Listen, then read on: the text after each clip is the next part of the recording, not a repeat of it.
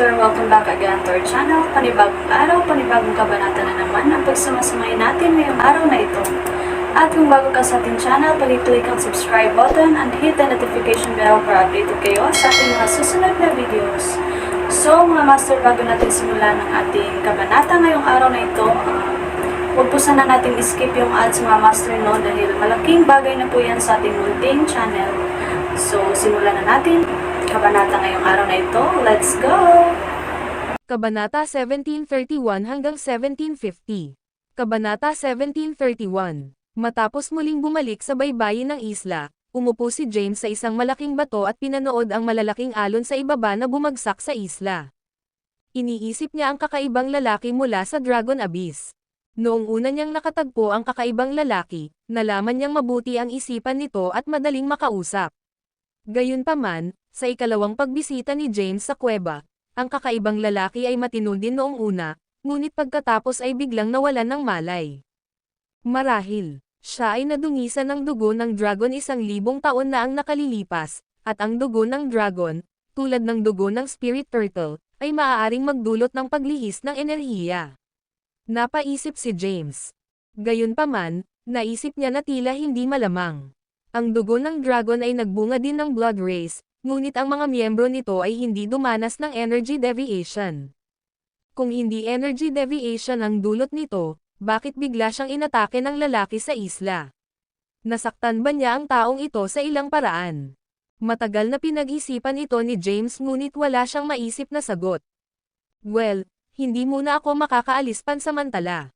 Ano ang dapat kong gawin? Isang buntong hininga ang pinakawalan ni James. Nilabas niya ang phone niya. Dahil nahulog siya dati sa karagatan, nakalubog din ang phone niya sa tubig at hindi na bumukas ngayon.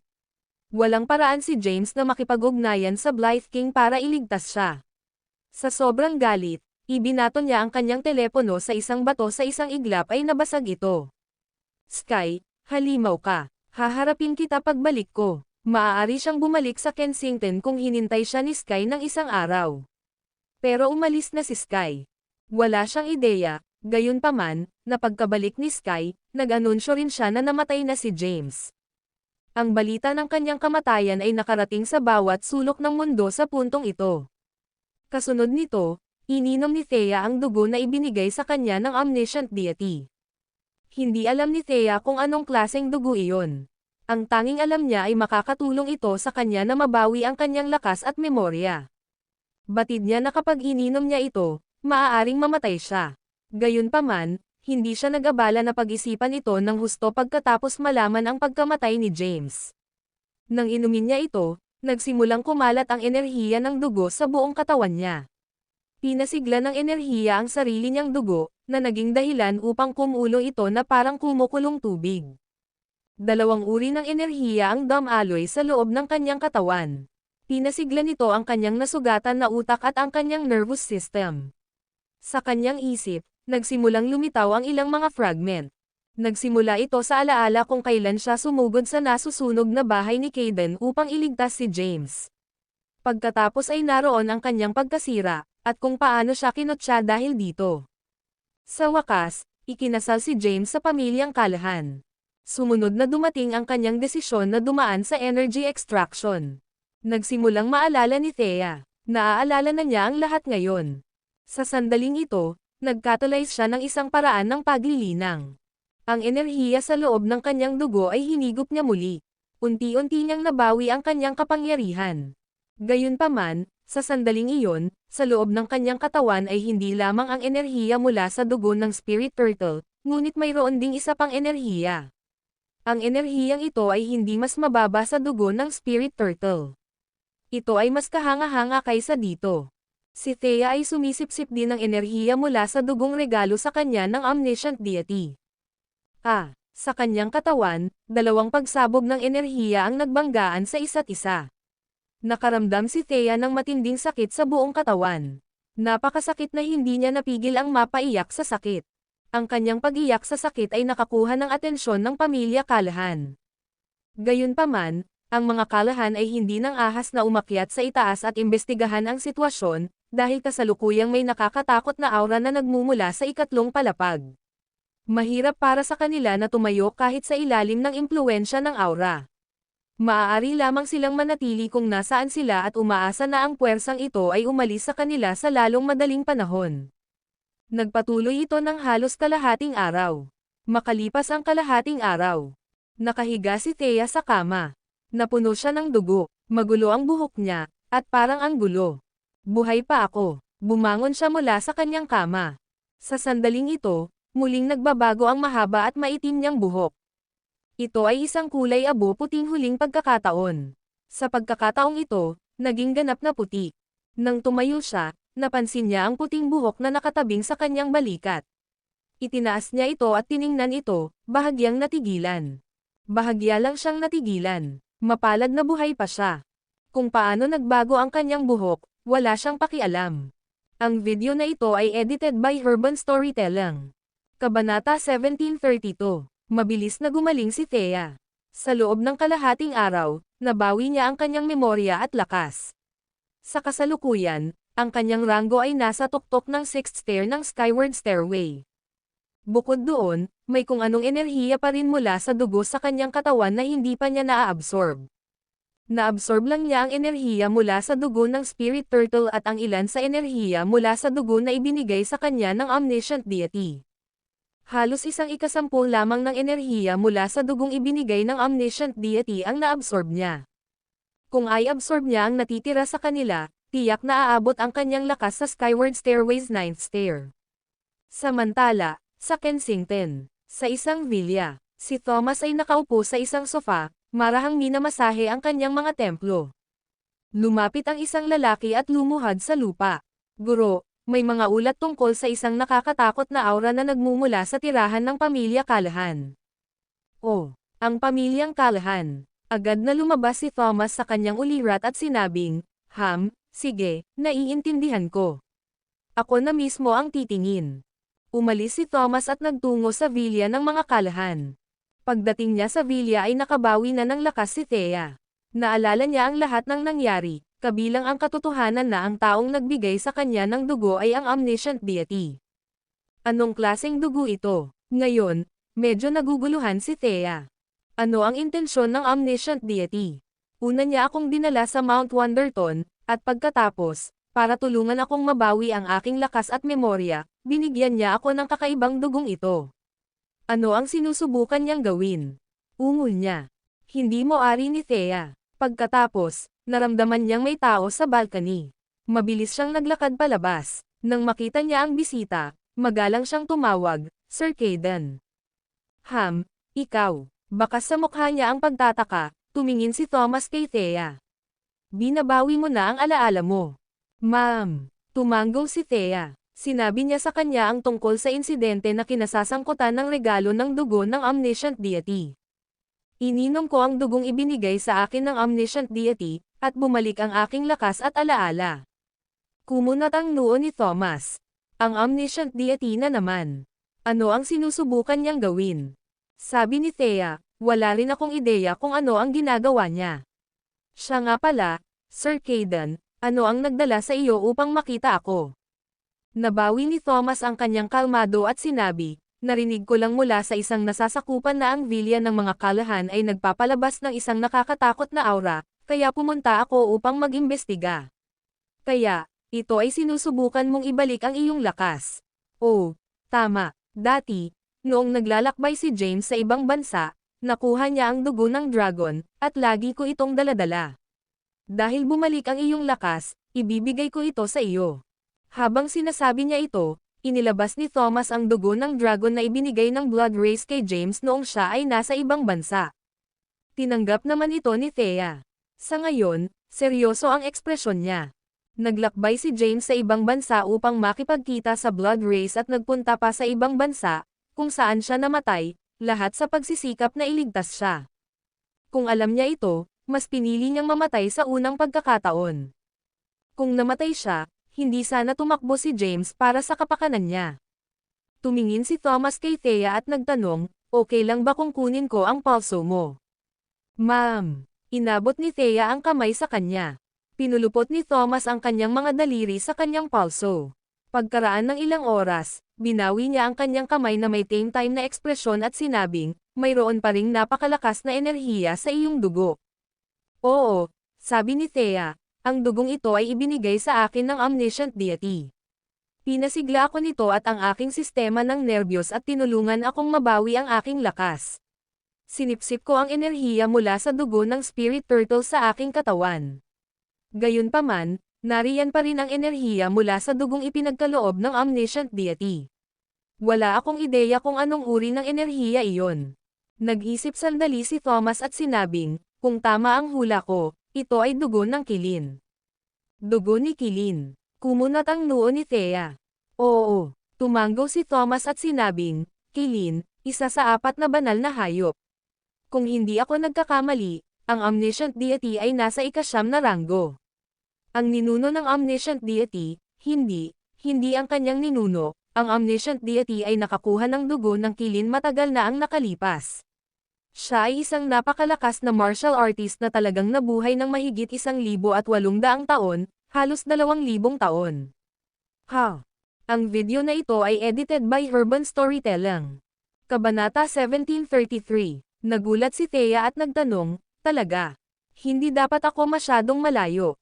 Sinabi ni Thomas, tiningnan ko ang mga sinaunang balumbon.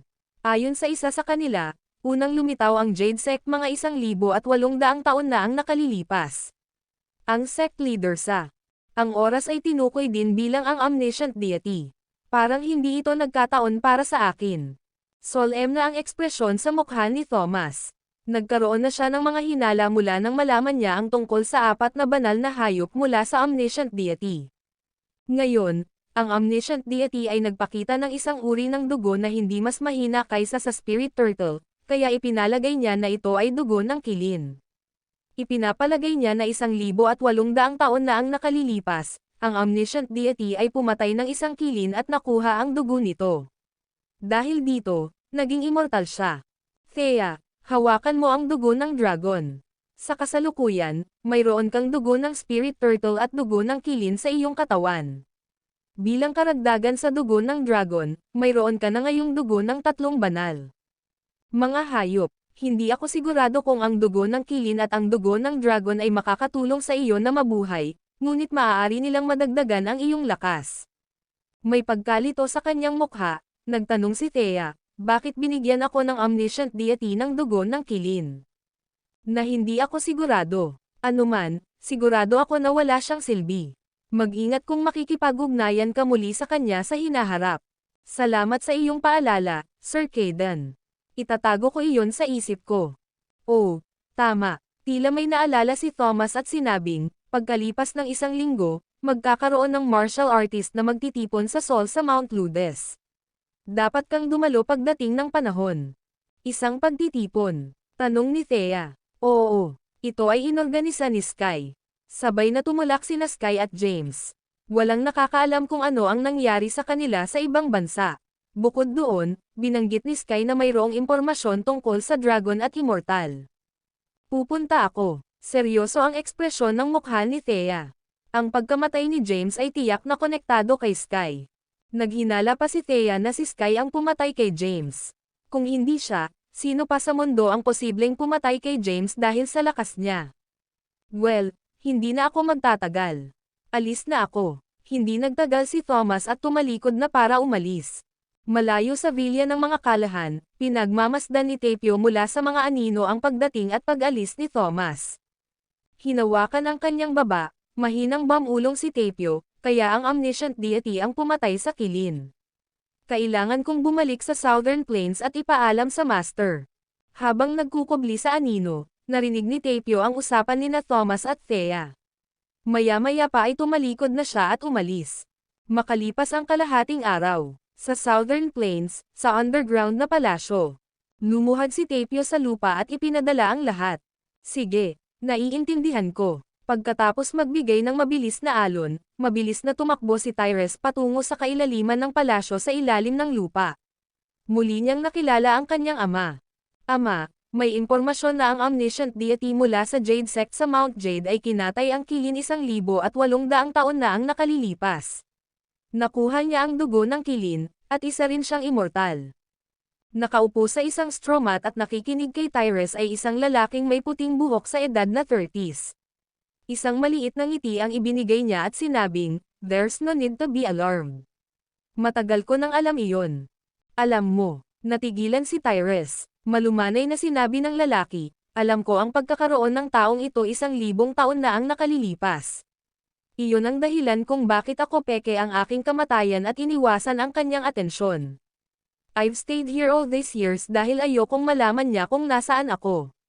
Nakikita ko. Sa wakas ay ikinonekta ni Tyrese ang mga tuldok. Napagtanto niya ngayon na ang kanyang ama ay nanatiling nakatago dito sa lahat ng mga taon na ito, hindi kailanman nakipagsapalaran sa labas, dahil natatakot siya sa omniscient deity. Gaano kalakas ang omniscient deity kung kahit ang kanyang ama ay natatakot sa kanya? Nga pala, magkano ang natitira sa dugo ng Phoenix? Wala nang natitira sa dugo ng Phoenix na dinala namin mula sa mausoleum ni King Quavon. Ito ay sapat lamang upang gawing immortal ang isa pang tao. Kunin mo at ibigay mo kay Thea. Ama, ito, nasa Thea na ang dugo ng dragon, kilin, at spirit turtle. Gusto kong makita kung gaano siya kalaki pagkatapos magkaroon ng pinaghalong dugo mula sa 4 na banal na hayop. Sige, tumanggo si Tyrese, saka tumalikod at nagmamadaling umalis. Ang video na ito ay edited by Urban Storytelling.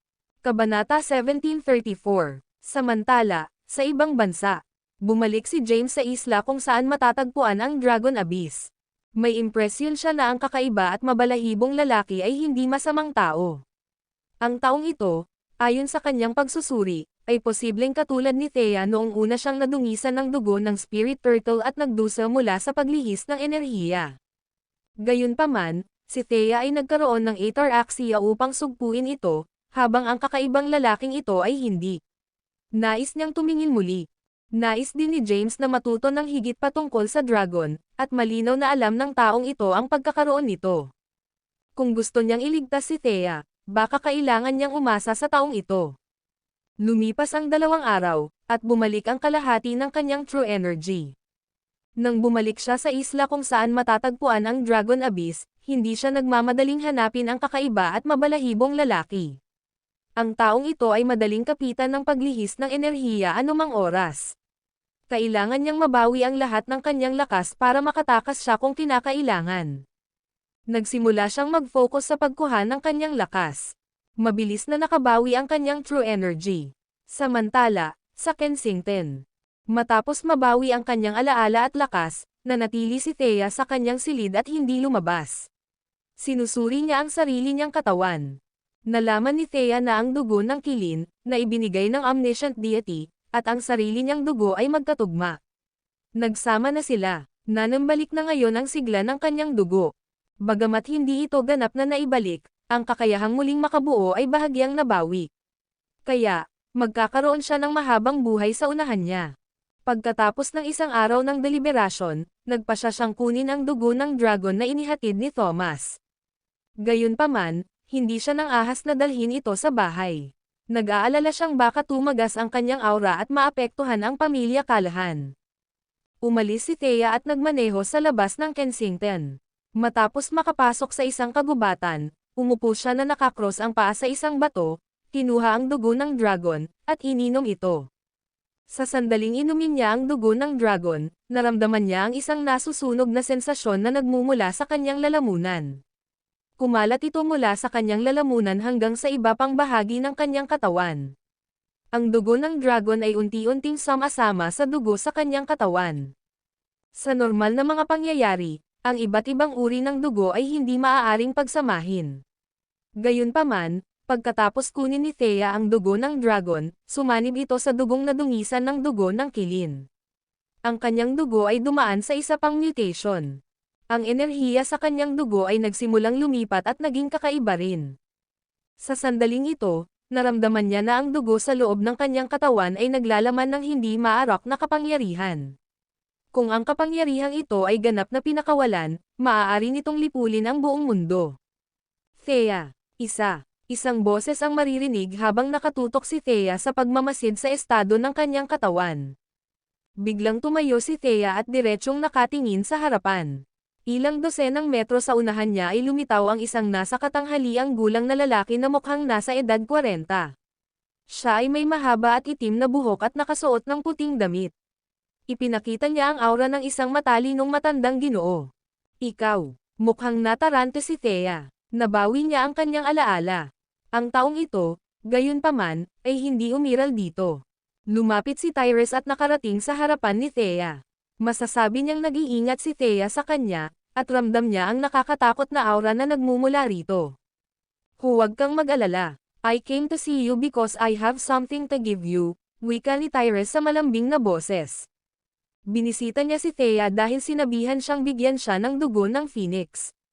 Mahigit 2,000 taon na ang nakalilipas, ipinadala ni Haring Quavon ang kanyang mga tauhan sa dagat upang hanapin ang Elixir of Life. Natagpuan ni Finnegan at ng iba pa ang Phoenix at nilabanan ito. Kahit na hindi nila nagawang patayin ang Phoenix, nakakuha sila ng malaking halaga ng dugo nito. Pagkatapos, sa hindi malamang kadahilanan, namatay si Haring Quavon.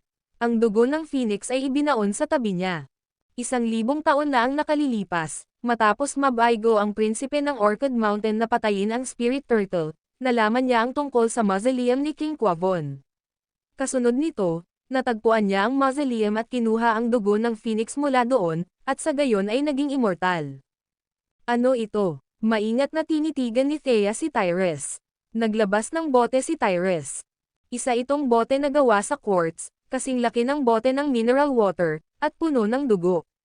Inihagis niya ito sa kanya. Sinalo ito ni Thea, mabilis na sinulyapan habang hawak-hawak ito, at tinanong, ano ito? Malinaw na sinabi ni Tyrese, ito ay dugo ng Phoenix. Ang video na ito ay edited by Urban Storytelling. Kabanata 1735, Dugo ng Phoenix. Nagulat si Thea. Hindi niya maiwasang mapabulalas, ito ang dugo ng Phoenix. Oo, tumanggo si Tyrese at sinabing, dugo talaga ito ng Phoenix. Sino ka ba talaga? Bakit may dugo kang Phoenix? Ito ay isang napakahalagang bagay. Bakit mo ito ibibigay sa akin? Sa totoo lang, ayaw ko talagang ibigay ito sa iyo, sabi ni Tyrese. Bihira ang dugo ni Phoenix. Ngayon, kaunti na lang ang natitira sa atin. Sa kaunting dugo ng Phoenix, ang konstitusyon ng isang tao ay maaaring baguhin at gawing walang kamatayan. Ayokong ibigay ito sa iyo, ngunit ito ay regalo ng aking ama sa iyo. Ang iyong ama, sino siya? Tyrese ang pangalan ko. Ang aking ama, matatawag mo siyang prinsipe ng bundok ng Orchid. Ano? Muling natigilan si Thea nang marinig ang mga katagang isang Prince of Orchid Mountain. Anong sabi mo? Ang iyong ama ay ang prinsipe ng Orchid Mountain. Ang prinsipe ng Orchid Mountain na nagtangkang patayin ang Spirit Turtle 1,000 taon na ang nakalilipas. Ang prinsipe ng Orchid Mountain. Imposibleng hindi malaman ni Thea ang tungkol sa kanya. Ang kasalukuyang pamilya Caden ay malapit na konektado sa prinsipe ng Orchid Mountain. Ang ninuno ng pamilya ay nagsilbi sa ilalim ng Prince of Orchid Mountain bilang isang opisyal. Tumanggo si Tyrese, oo. Phew, huminga ng malalim si Thea. It took her some time to calm down. Pagkatapos ay tumingin siya kay Tyrese at nagtanong, bakit niya binibigyan ako ng dugo ng Phoenix? Ikaw na mismo nagsabi. Ang dugong Phoenix na ito ay sapat na upang gawing immortal ang isang karaniwang tao. Maaari nitong baguhin ang kapalaran ng isang tao. Bakit niya ako bibigyan ng isang bagay na napakahalaga? Dahil, binibigkas ni Tyrese ang kanyang mga salita, dahil nabahiran ka ng dugo ng Spirit Turtle sa Mount Thundersect. Pagkatapos, binigyan ka ng omniscient deity ng dugo ng Kilin, at ibinalik ni James ang dugo ng dragon mula sa Blood Race. Mayroon kang dugo mula sa 3 sa 4 na banal na hayop. Sa isang ito na ibinigay sa iyo ngayon, nakolekta mo ang lahat ng 4 na uri ng dugo. Mataas ang pagsasalita ni Itay tungkol sa iyo. Kung gaano kalaki ang maaari mong palagwin, ito ay matutukoy ng iyong swerte. Pagkasabi nun ay tumalikod na si Tyrese at naglakad ng lakad. Sa ilang hakbang, nawala siya sa paningin ni Thea. Dugo ng Phoenix. Ibinaba ni Tay ang kanyang ulo at tiningnan ang bote ng quartz sa kanyang mga kamay. Medyo naguguluhan siya. Bakit binigyan siya ng omniscient deity ng dugo ng Kilin, at bakit ibinigay din ng prinsipe ng Orchid Mountain ang dugo ng Phoenix sa kanya? Ano ang sinusubukang gawin ng mga immortal na ito? Ang haka-haka lamang ni Thomas na ang omniscient deity ay immortal. Ang prinsipe ng Orchid Mountain, gayunpaman, ay isang aktwal na makasaysayang figure mula sa 1,000 taon na ang nakalilipas. Buhay pa siya ngayon. Nangangahulugan iyon na nabuhay siya ng 1,000 taon bilang isang immortal. Huminga ng malalim si Thea. Hindi niya alam kung ano ang sinisikap ng mga bigwig na ito na makamit, ni hindi niya maisip ito. Anuman, nabawi niya dati ang kanyang lakas nang magkaroon siya ng dugo ng kilin. Nang kunin niya ang dugo ng dragon, nabawi ng kanyang dugo ang ilan sa kakayahang muling makabuo. Kung nakainom siya ng dugo ng phoenix ngayon, baka tuluyan na siyang gumaling. Matapos pag-isipan iyon, sabik na siyang buksan ang bote. Sinimulan niya ito sa pamamagitan ng pag-inspeksyon. Matapos makumpirma na maayos ang dugo at walang kakaiba dito, kinuha niya ito kaagad. Sa sandaling inumin niya ito, isang gintong liwanag na may bahid ng pulang-pulang glow ang bumungad sa kanyang katawan. Isang matinding sakit ang biglang dumampi sa kanyang katawan. Ang kanyang mahaba at puting buhok ay agad na tumayo, at isang labis na nakakatakot na aura ang lumabas sa kanyang katawan. Maya-maya pa'y naglaho na ang matinding sakit sa kanyang katawan. Ang dugo ng phoenix ay ganap na sumanib sa kanya. Minsan pa, nagkaroon ng mutation sa kanyang dugo. Ang dugong ito ay nilikha sa pamamagitan ng pagsasama-sama ng dugo ng 4 na banal na hayop. Ito ay hindi katulad ng iba. Ang kanyang dugo ay naging masigla at puno ng sigla. Nakabawi na ako. Nabuhay muli ang dugo ko. Agad na tumayo si Thea at tumingin sa malayo, kumikinang ang kanyang mga mata nang maramdaman ang mutation na dulot ng pagsasanib ng dugo ng 4 holy beasts. Ang video na ito ay edited by Urban Storytelling. Kabanata 1736. Samantala, sa ibang bansa, sa isla kung saan matatagpuan ang Dragon Abyss. Pagkaraan ng ilang araw, ganap na nabawi ni James ang true energy na ginamit niya habang hawak ang 14 na heavenly swords. Nalungkot siya sa katotohanang inabot siya ng ilang araw para makabawi sa pagkakataong ito. Kung mayroon siyang isang uri ng elixir na makakatulong sa kanya na mabawi ang kanyang true energy, hindi na niya kailangang maghintay ng ganoon katagal. Nagdesisyon siya na sa sandaling bumalik siya sa Sol, pag-aaralan niya ang medical book at gagawa ng elixir na makakatulong sa pagbawi ng true energy. Sa ganoong paraan, kapag naubos niya ang kanyang true energy sa hinaharap, mabilis siyang makakabawi. Matapos mabawi ang kanyang true energy, maingat niyang nilapitan ang Dragon Abyss habang nakahawak sa Primordial Dragon Blade. Hindi nagtagal ay nagpakita siya sa Dragon Abyss. Gayunpaman, sa pagkakataong ito, hindi siya pumasok sa kuweba ng nagmamadali. Tulad ng dati, naghanap siya ng karne. Pagkatapos ay gumawa siya ng apoy at sinimulan itong inihaw. Nang magsimulang mapuno ng amoy ng karne ang hangin, ang kakaibang mabalahibong lalaki ay agad na napasok. Sa pagkakataong ito, normal na ang kulay ng kanyang mga mata. Lumapit siya, nakita niyang iniihaw ni James ang karne, at nagsimulang bamulong ng ilang hindi maintindihang salita. Hindi maintindihan ni James ang sinasabi niya, pero alam niya ang ibig niyang sabihin. Tinuro niya ang kalapit na bato. Naintindihan ng kakaibang lalaki ang kilos ni James. Lumapit siya at umupo sa bato. Pinunit ni James ang isang piraso ng inihaw na karne at iniabot sa kanya. Tinanggap naman ito ng kakaibang mabalahibong lalaki at agad na sinimulan itong kainin. Tinignan siya ni James. Ibang-iba ang itsura niya ngayon kumpara noong nabaliw siya. Ikaw, hindi mo ba talaga naiintindihan ang sinasabi ko? Tanong ni James. Huminto ang kakaibang lalaki at nagsimulang maggabol palayo, sumuko na si James. Pinunit niya ang isang binti mula sa baboy ramo at kinain ito mismo, iniwan ang natitira sa kakaibang mabalahibong lalaki. Pagkatapos kumain, nagtanong si James, pwede mo ba akong dalhin sa kuweba at ilibot? Agad na tumayo ang kakaibang lalaki at nagsimulang gumanda habang kumikilos ng animated. Habang gumagala siya ay tinuro niya ang malayo. Saka siya dirdiretsong naglakad. Pagkaraan ng ilang hakbang ay lumingon siya para tingnan si James at kumaway sa kanya. Dinadala niya ba ako sa isang lugar? Mahinang ungol ni James. Sumunod naman siya sa likod. Sa pangunguna ng kakaibang mabalahibong lalaki, tinahak ni James ang daan patungo sa kailaliman ng Dragon Abyss. Lumaki ito ng mas malalim ang kanilang pagpasok. Sa kalaunan, nakarating sila sa bakana ng isang malaking kuweba. Kaagad pagkatapos ituro ang loob, tumalikod ang kakaibang lalaki at nagsimulang maglakad. Sumunod naman si James.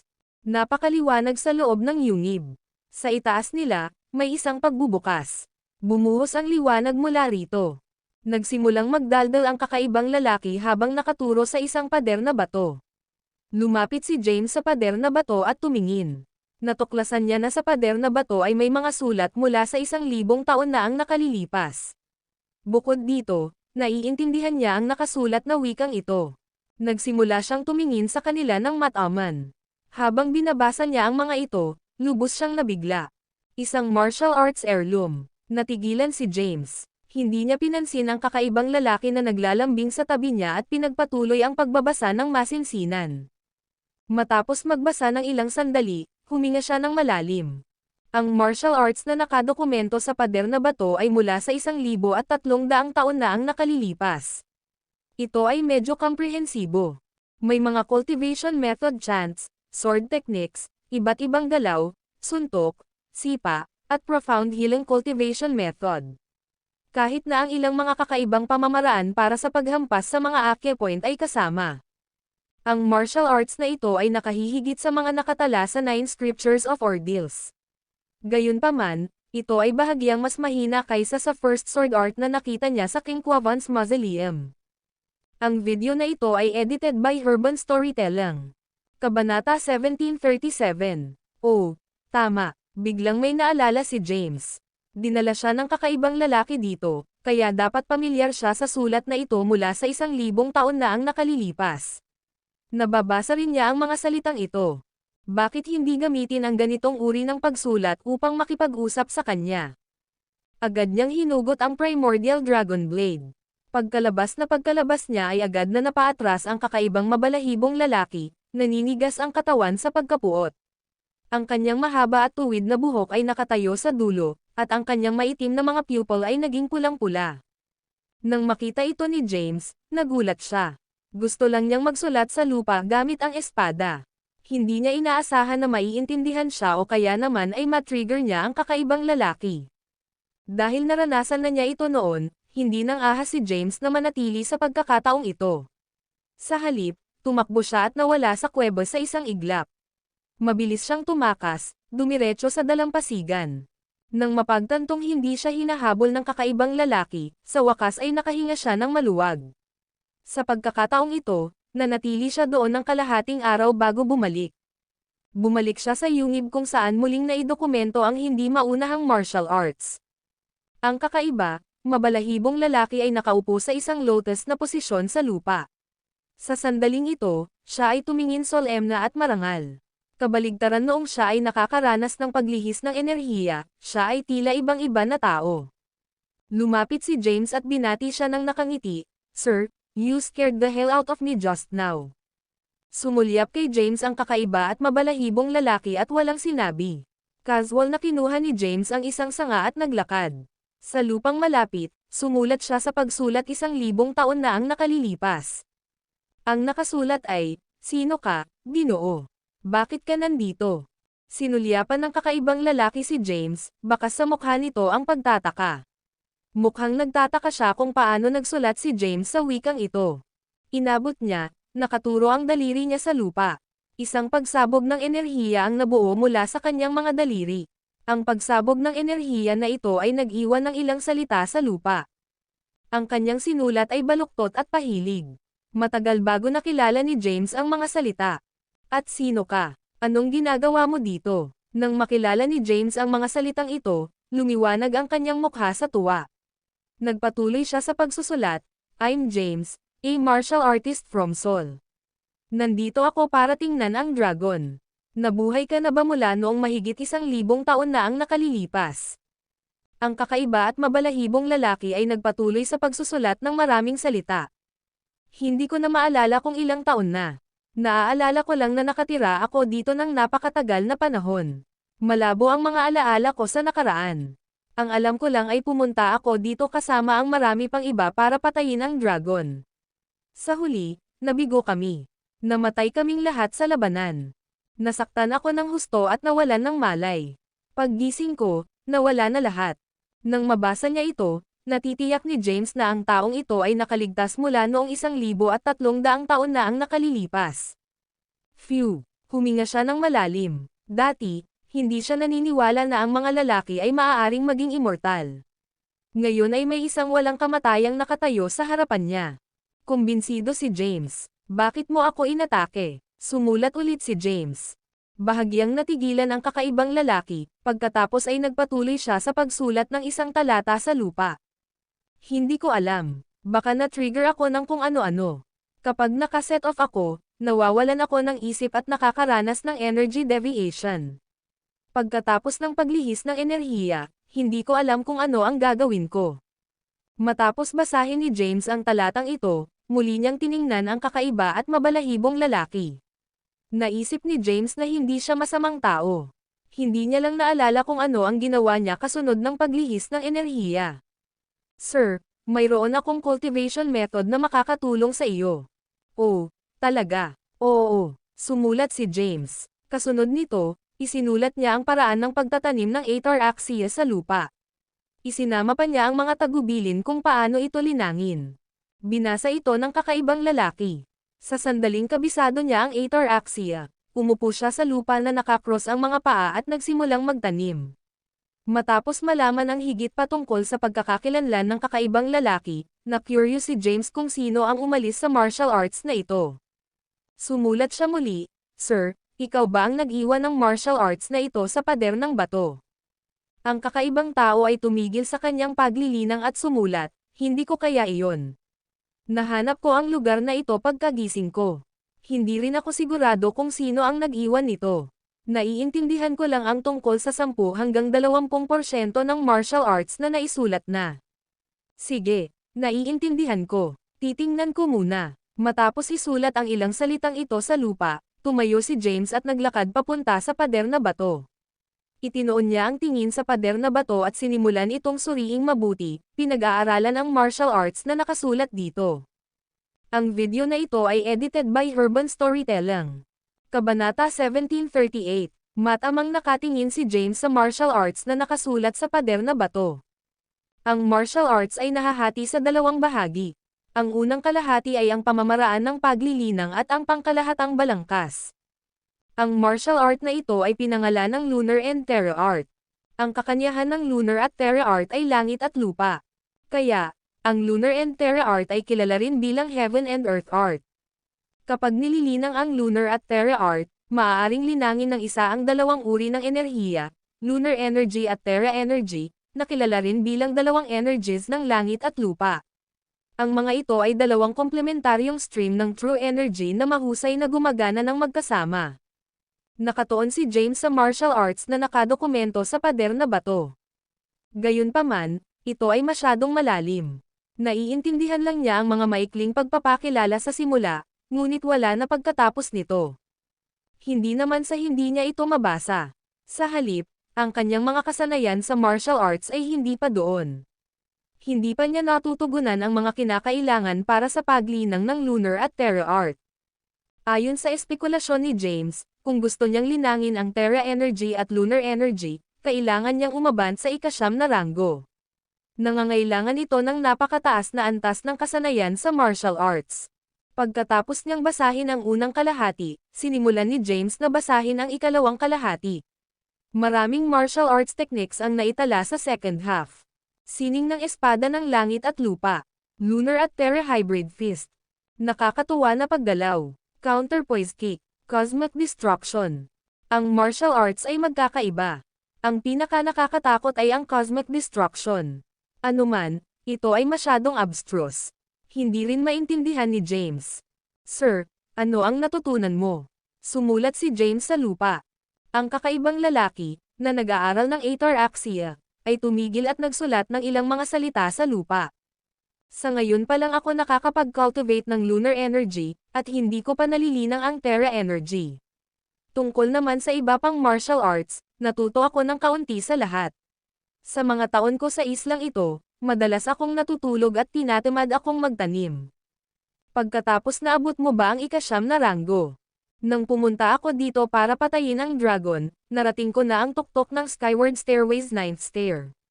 Pagkatapos ng 300 taon sa islang ito, umakyat ako sa ika-9 na ranggo.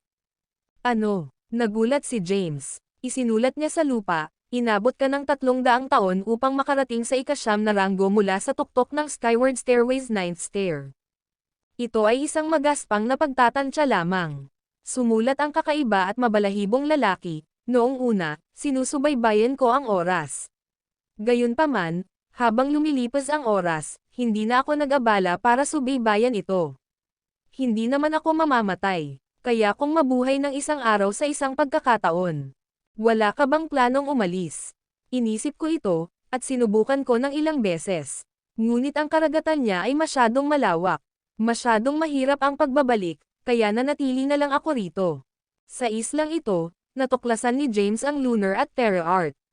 Sinamantala rin niya ang pagkakataong matuto sa kanyang senior sa islang ito.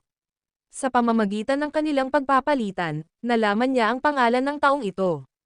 Ang kanyang pangalan ay Wilbur Barnett. Humihingi si James ng patnubay mula kay Wilbur sa lunar and terra art.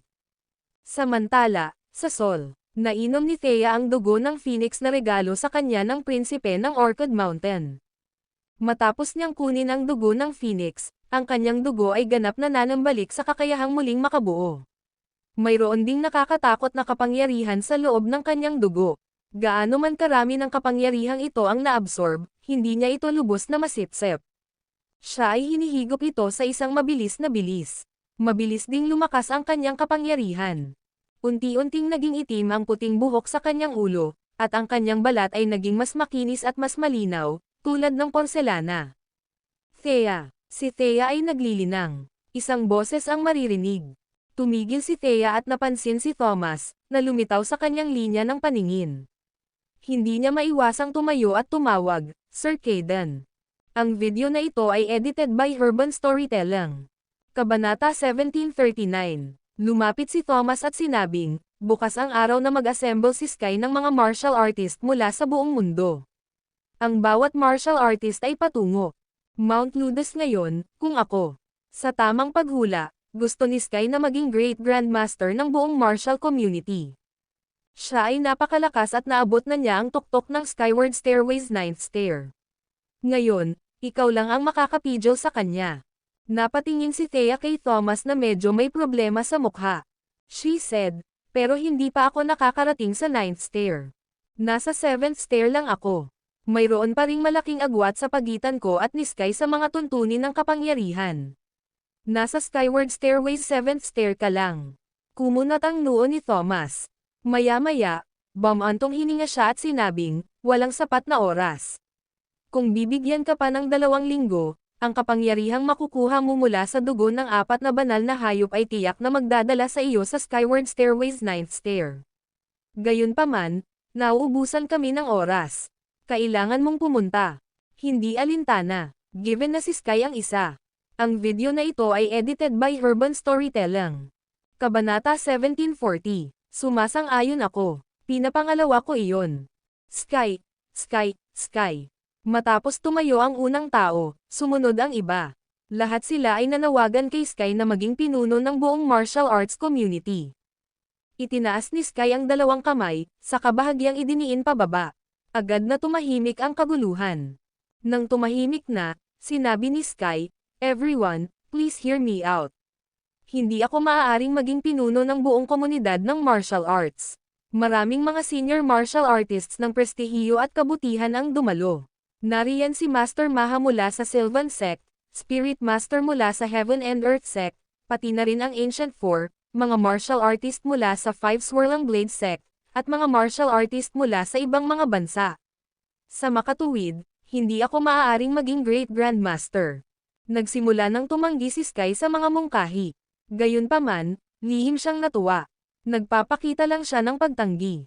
Siya ang pinakamalakas na tao doon. Tiyak, siya ay may karapatan sa posisyon ng Great Grandmaster.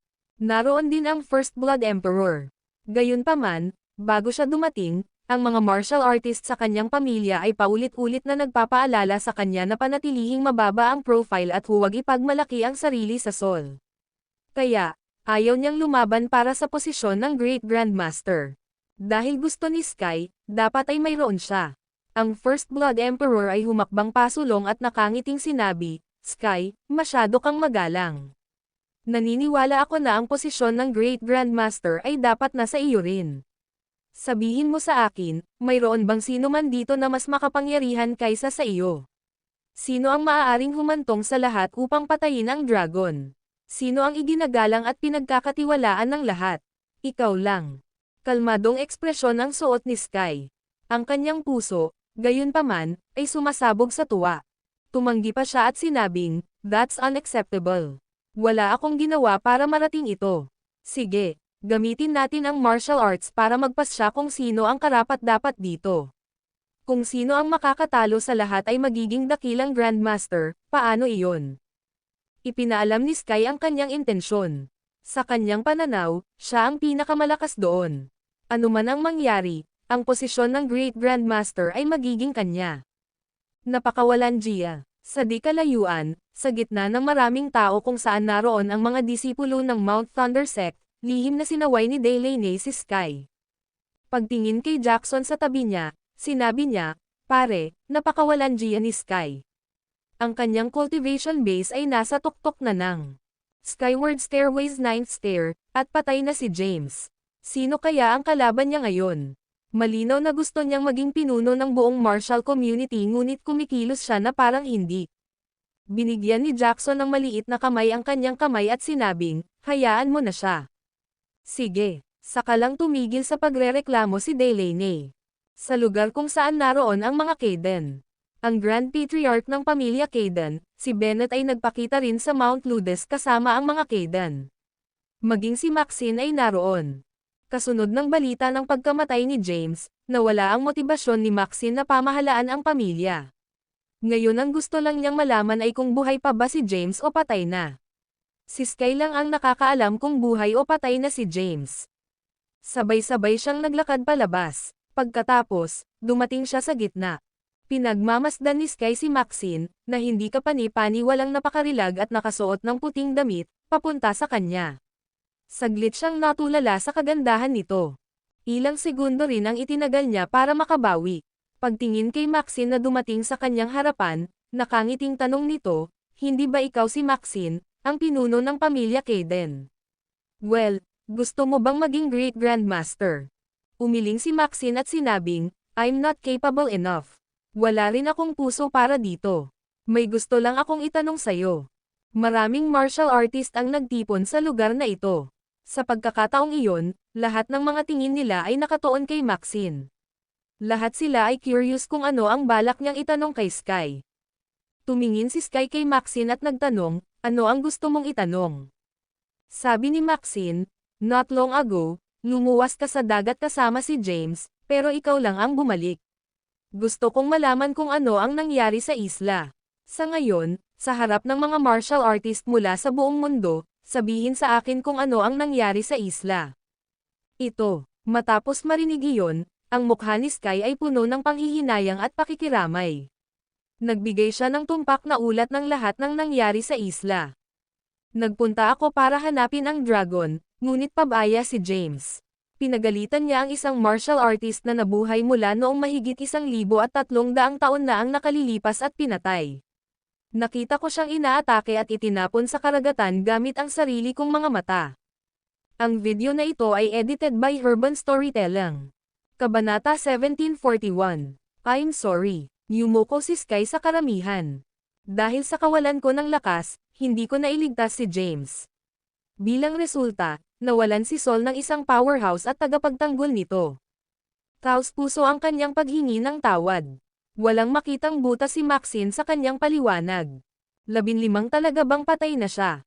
Nakaawang ang bibig niya sa hindi makapaniwala. "Oo, natatakot ako na iyon ang katotohanan." Pagkatapos, lumingon siya at tumingin sa mga taong nakapaligid sa kanya. Sa malakas na boses, ipinahayag niya, "Mga kapwa ko martial artist, mayroong isang makapangyarihang martial artist na nabuhay ng ilang libong taon sa islang iyon. Sa katunayan, umiiral din ang mga dragon sa mundong ito. Magsanib puwersa tayo, para talunin ang martial artist na iyon at sirain ang isla sa tulong ng makabagong teknolohiya para ipaghiganti si James. Tayong lahat ay magkakaroon ng Dragon Blood at magkakaroon ng immortalidad. Sama-sama, bubuo tayo ng isang maunlad na dinastiya at ibabalik ang kapayapaan sa lupa. Martial artists kami kung tutuusin. Kami ay mas malakas kaysa sa mga ordinaryong tao, kaya tungkulin naming protektahan sila. Nakatayo noon si Sky sa tabi ng hari. Kaya, alam niya kung paano manalo sa puso ng mga tao. Ang kanyang talumpati ay agad na nakakuha ng maraming taga-suporta. 7 hanggang 8 dayuhan ang nagtipon sa di kalayuan. Kabilang sa kanila ay parehong Caucasians at Blacks. Ang kapitan ay isang itim na lalaki na may masculine na hitsura na nakatayo sa taas na 2 metro. Tumingin siya kay Sky na nag-uudyok sa karamihan at ngumisi, "We've been holding back all these years." Sa wakas oras na para kumilos. Ang mga sinaunang martial artist ang magbibigay daan para sa aking tagumpay.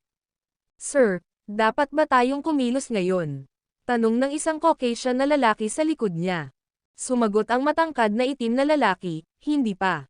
We'll bide our time for a little longer bago tayo." Talunin si Sky at maging pinuno ng buong martial arts community. Pagkatapos niyang magsalita ay ngumuso siya ng mapanukso. Paano kung umakyat siya sa Skyward Stairway's 9th stair? Ang ating bansa. Mas makapangyarihan ang mga psychic kaysa sa mga martial artist na ito. 9S na ako.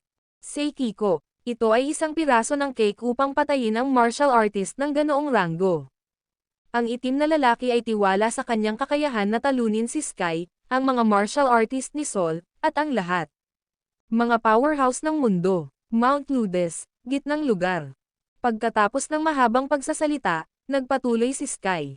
Sumunod tayo sa ating sinaunang martial world's rules. Tutukayin natin ang Great Grandmaster ng martial community sa pamamagitan ng isang kompetisyon. Ang mananalo ay makoronahan bilang ang Great Grandmaster, at ang buong martial. Ang komunidad ay susunod sa kanyang utos. Ang mga hindi sumasang-ayon ay kakatayin. Nang walang awa, sinusuportahan ko ang mungkahi. Ako din. Mga kapwa martial artist mula at higit pa sa Sol, ang aming martial community ay nanindigan. Hindi pagkakasundo sa mahabang panahon. Oras na para ayusin ito. Nakakuha si Sky ng isang buong grupo ng pag-aproba ng mga tao. Si Thomas ay kasama rin sa karamihan. Ilang nakamaskara din ang nakatayo sa likuran niya. Nakatayo sila sa lugar na parang mga eskultura na gawa sa kahoy, hindi nagsasalita o gumagalaw. Hindi tumayo si Thomas para magsalita. Para sa kanya, ang posisyon ng Great Grandmaster ay hindi gaanong mahalaga. Ang pangunahing layunin niya ay ang dugo ng dragon. Nakatakda siyang kunin ang dugo ng dragon. Ilang dekada na siyang naghintay sa araw na ito. Ang kanyang hiling ay malapit ng matupad. Pagkatapos patayin ang dragon, sa wakas ay oras na niya para sumikat. Si Lina ay ang representante na kapitan ng Meranian Psychics. Sa kabila ng kanyang murang edad, medyo malakas siya. Sa edad na 27, isa na siyang 75 psychic.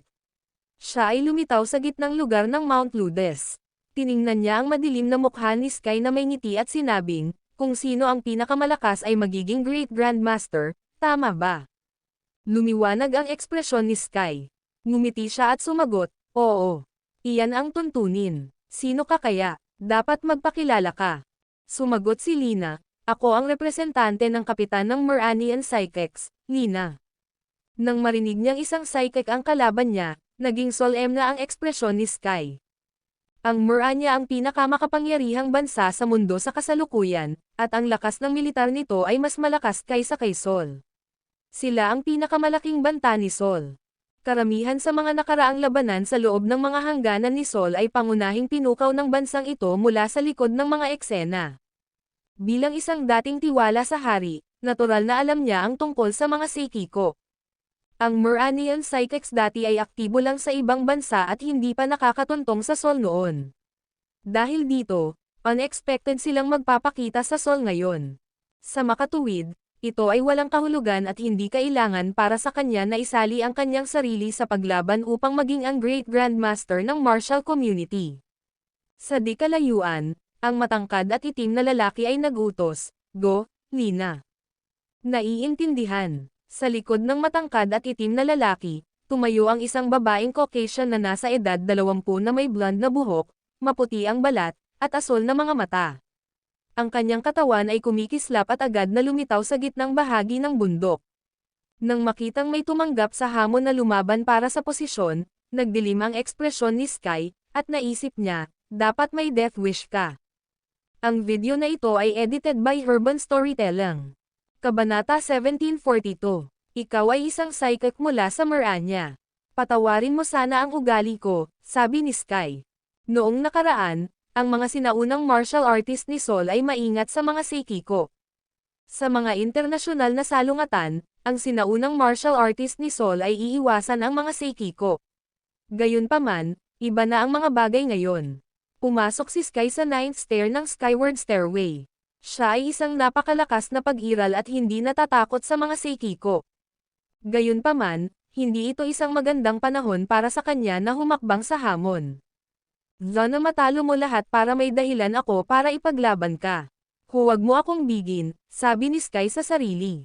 Pagkatapos, bumaling siya sa mga nakapaligid na sinaunang martial artist mula sa buong mundo, at sinabing, mga kapwa ko martial artist, ang taong ito ay isang psychic mula sa Miranya. Nandito siya para makuha ang titulong Great Grandmaster. Mayroon bang sino mang handang tanggapin ang kanyang hamon? Gagawin ko. Matapos bumaba ang boses ni Sky, isang tao ang lumabas mula sa karamihan. Ito ay isang nasa katanghaliang gulang na lalaki na mukhang nasa kanyang 40s.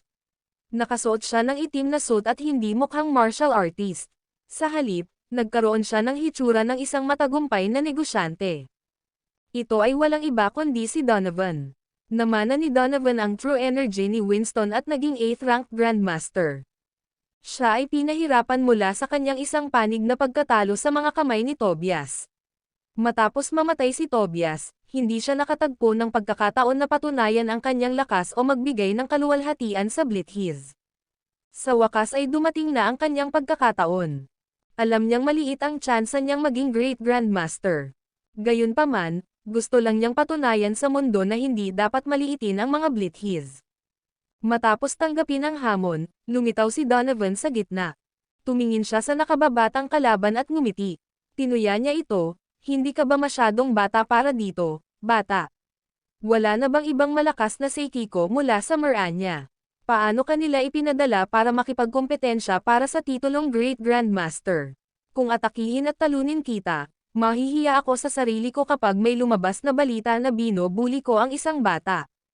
Haha, tumawa si Lina. Natawa si Donovan at nagpatuloy sa pang-uuyam sa kanya, I think you should get someone else to compete. Natatakot ako kung hindi ko sinasadyang gumamit ng labis na puwersa, seryoso kitang masasaktan. Ang isang malambot at malambot na babae na tulad mo ay mas mabuting magpainit ng kama sa halip. Haha, nagtawanan ang karamihan. Agad na nanlaki ang mga mata ni Lina. Pinandilatan niya si Donovan at sinabing, enough nonsense. Sige na, kumilos ka na. Alam ni Donovan na ang babaeng nauna sa kanya ay tiyak na isang malakas na tao.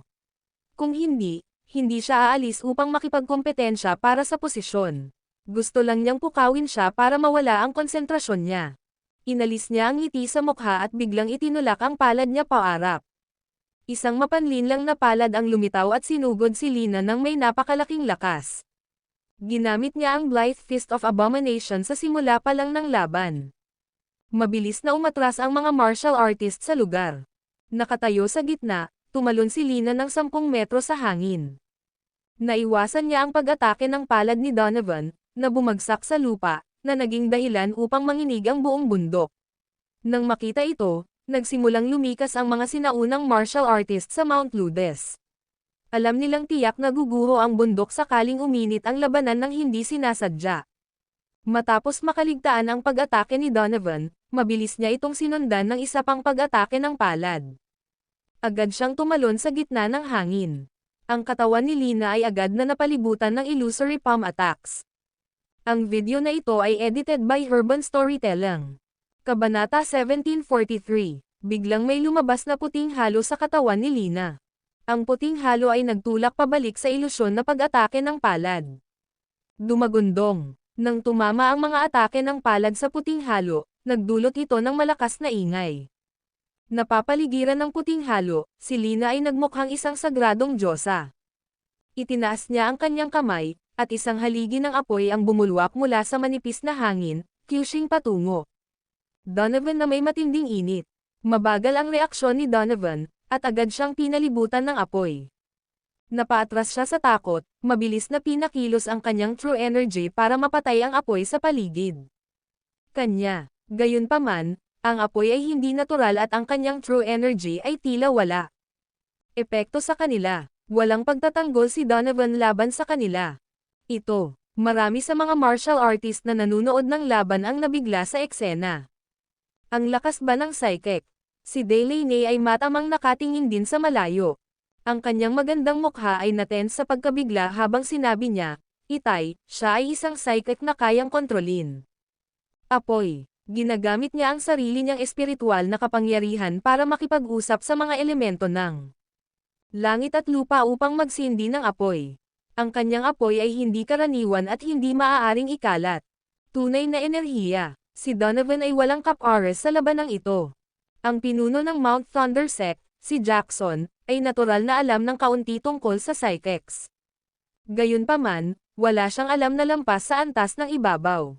Paano natin masusugpo ito, Delaney? Sagot ni Delaney, medyo simple lang mag-counter. Kailangan mo lang ng psychic na kayang kontrolin. Tubig o isang martial artist na may totoong frost energy.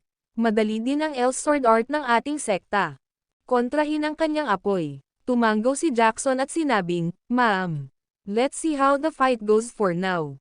Samantala, si Donovan ay napapalibutan pa rin ng mga apoy sa larangan ng digmaan. Ginamit niya ang lahat ng true energy niya para lumaban ngunit walang epekto. "Suko na ako." Nang mapagtanto niya ang kanyang kalagayan, mabilis niyang inamin ang pagkatalo. Pagkatapos niyang magsalita, binawi ni Lina ang kanyang apoy. Ang buhok at damit ni Donovan ay bahagyang nasunog sa apoy, na iniwang nakatingin sa kanya.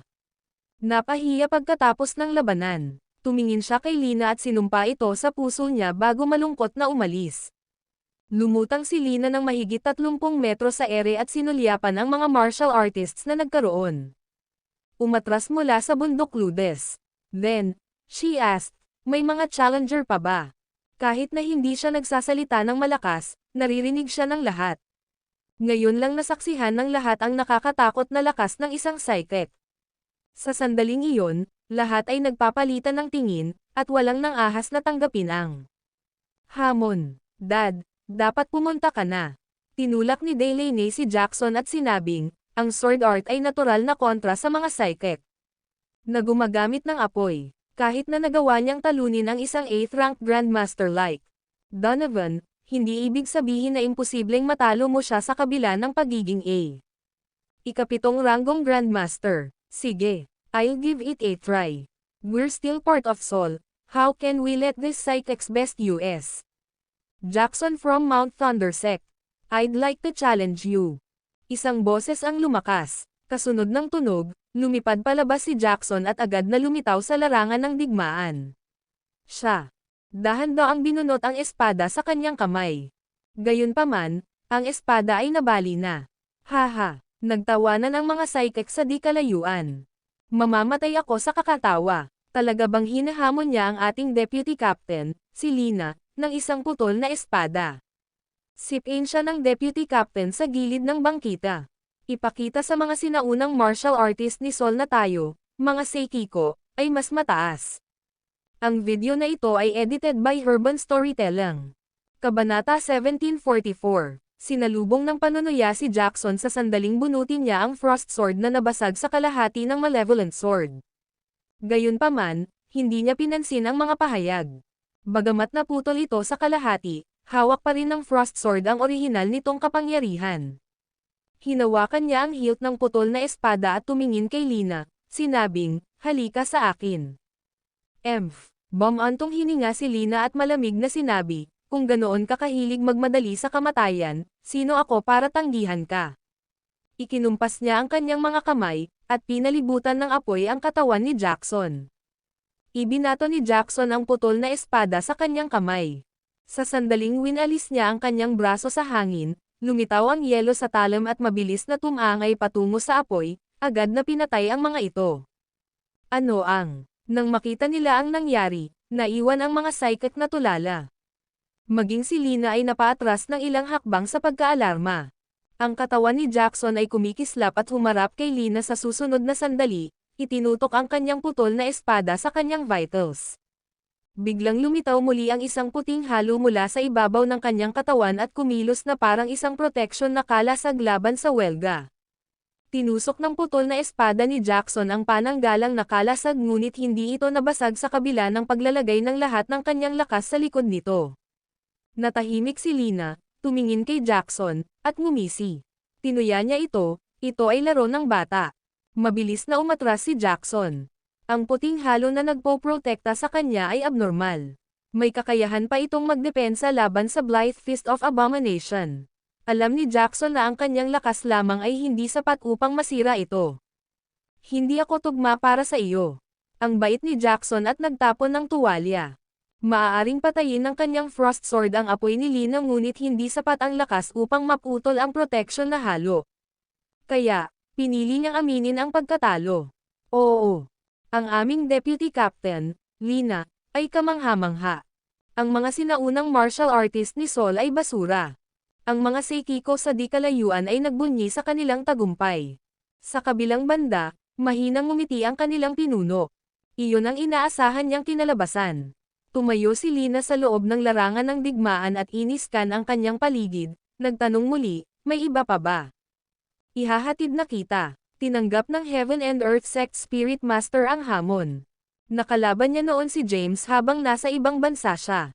Bagamat natalo siya kay James, ito ay dahil lamang sa hindi mapigilan ni James, at may hindi maarok na lakas. Ang Spirit Master ay nagpakita sa larangan ng digmaan. Mabilis niyang binunot ang kanyang espada at humarap kay Lina. Bumulusok ang kanyang espada patungo sa puting halo na sumasangga sa kanyang katawan. Basag. Ang puting protective halo ay agad na nabasag. Agad na sinabog si Lina ng nakakatakot na sword energy at namutla sa takot. Mabilis siyang tumakas para sa kanyang buhay. Damn it! Malakas na nagmura ang itim na lalaki sa di kalayuan. Siya ay mabilis na nagpakita sa larangan ng digmaan, iwinagayway ang kanyang kamay, at isang bolt ng kuryente ang bumaril mula sa kanyang daliri patungo sa Spirit Master. Hindi nagpakita ng takot ang Spirit Master sa biglang pagsulpot ng isa pang kalaban. Itinaas niya ang kanyang espada sa paparating na pag-atake. Gayunpaman, agad siyang nakuryente ng tamaan ng kidlat ang kanyang espada. Ang mga balahibo ng Spirit Master ay tumayo sa dulo nito, at ang kanyang katawan ay bumagsak mula sa langit, bumagsak sa lupa. Hindi na siya nakabangon kahit na lumipas na ang mahabang panahon. Nang makita ang eksenang ito, natigilan ang mga sinaunang martial artist ni Sol. Ito ba ang lakas ng psychics?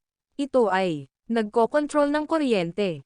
Nagulat ang lahat. Iyan ang aming makapangyarihang kapitan. Oo, ang lakas ng kidlat ng ating kapitan ay walang kapantay. Sa nakalipas na ilang taon, ang aming kapitan ay nanatili sa gilid, ngunit ngayon ay sa wakas ay nakapasok na siya sa gulo. Imposibleng may sapat na malakas na kunin siya. Nag-cheer ulit ang mga psychic.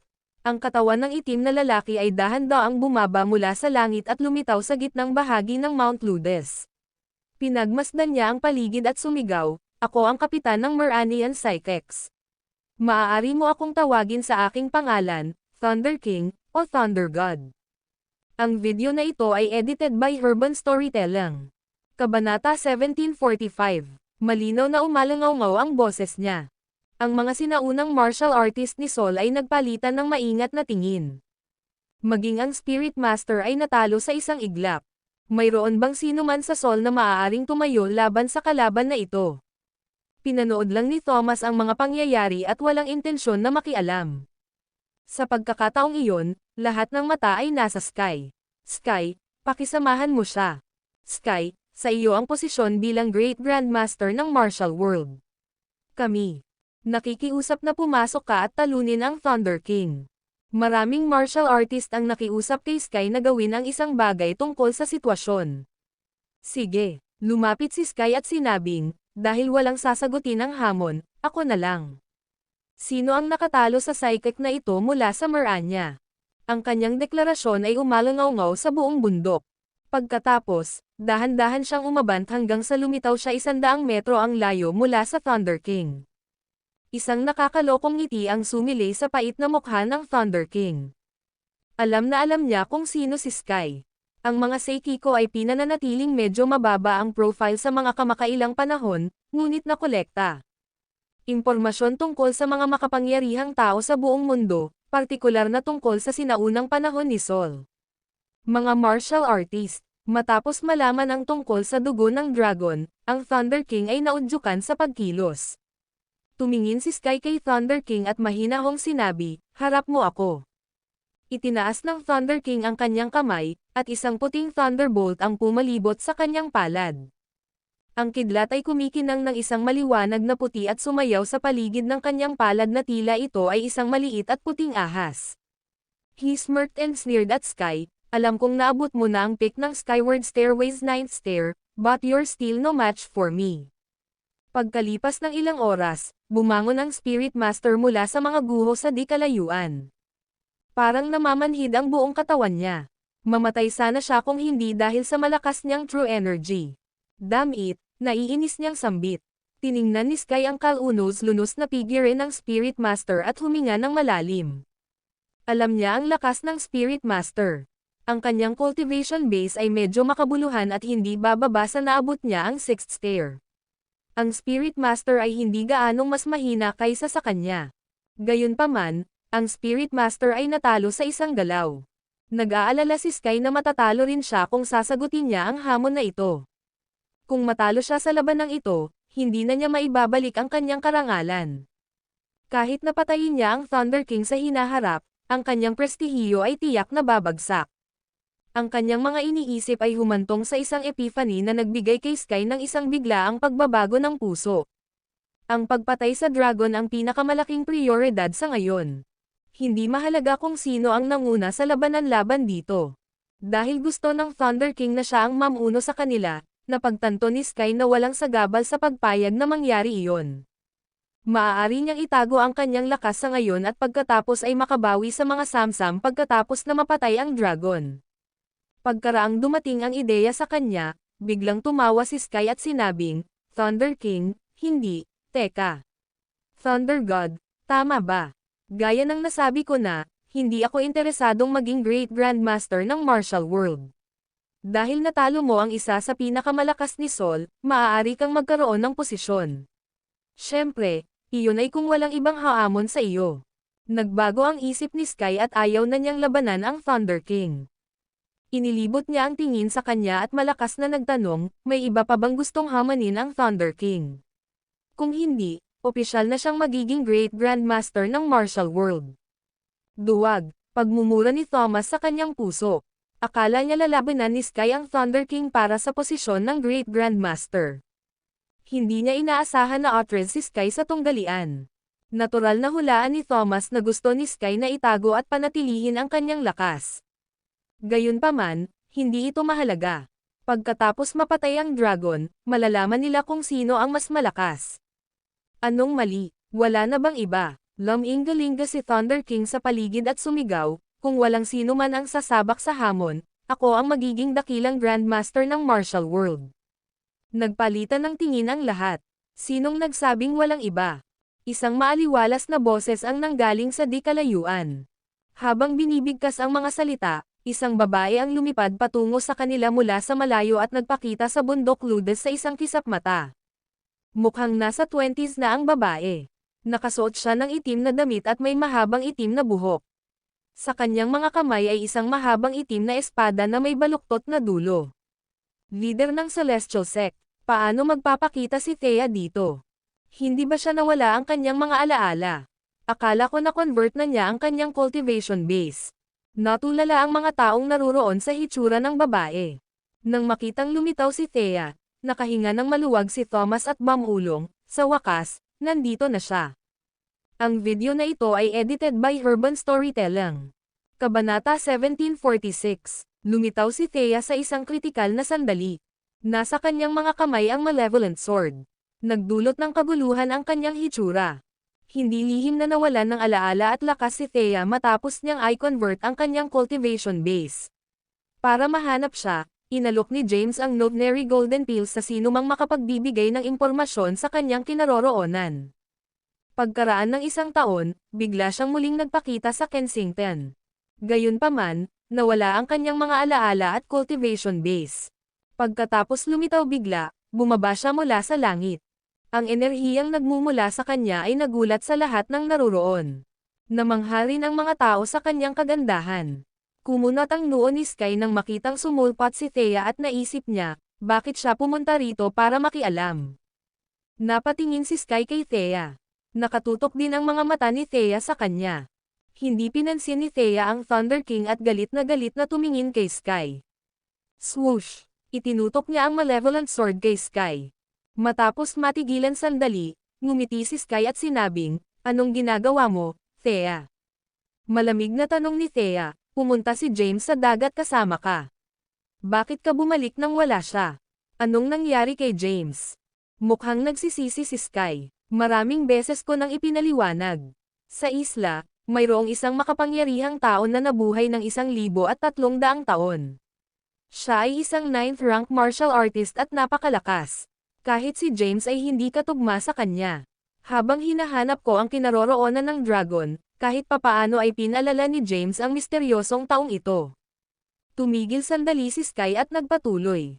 May narinig akong away, kaya sumugod ako doon.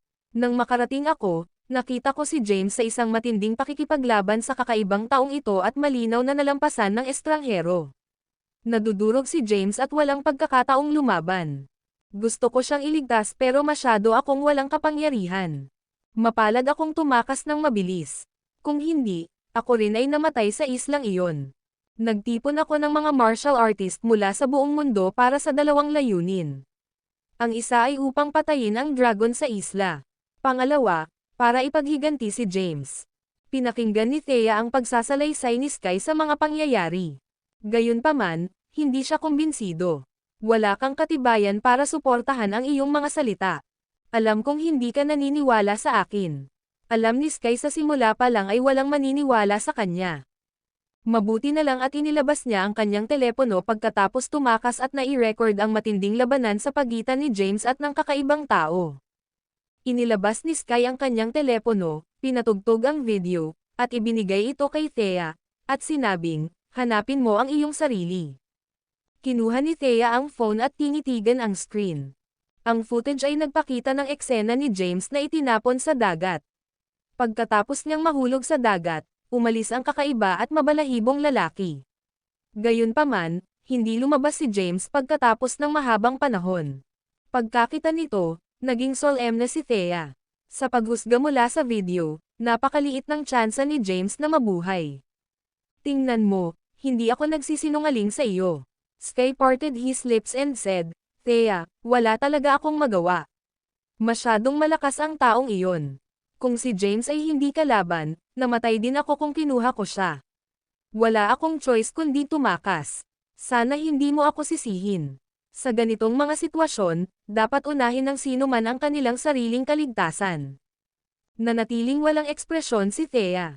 Gayunpaman, ang nakakatakot na malakas na enerhiya ay biglang sumabog mula sa kanyang katawan.